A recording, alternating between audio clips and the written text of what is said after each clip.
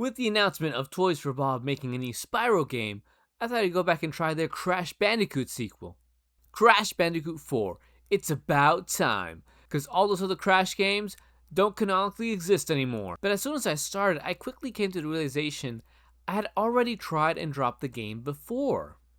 The Crash style of a straight shot from point A to point B feels stifling to me. We're contained in this space in the middle. I like open type of 3D platformers where we explore, have room to roam, and have the freedom to choose whether to continue the main branch or to wander off and do some side challenges. There's something about this almost Final Fantasy XIII-esque long hallway that did not sit well with me and felt like most of the space was not really used. Other platformers have done small linear levels better. Trine 3 being a good example of how it feels like we move through a small space, but the entire space is used and made in a way that incorporates every nook and cranny of the screen.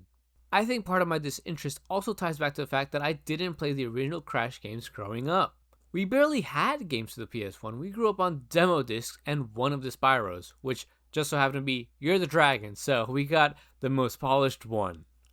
It wasn't until much later that I tried the first few Crash games on the PS1 classics on the PS3. Well, speaking of the PS3, halfway through making this video, we got the news that the PS3 and Vita stores will be shut down in July 2027. Then we got the news that discs were ceasing to be for PlayStation.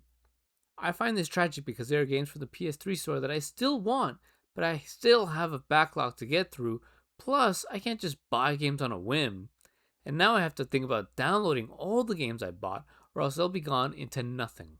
Also, Sony can have their new digital-only PS6 store, of which I won't be a customer of, so why does it have to affect me? The disc ending won't affect me either, as I don't even own a PS5, let alone think about the PS6. Anyway, this video got really sidetracked by that news, and I struggle to find positivity nowadays in the game industry. So here's the Australian kangaroo from Spyro.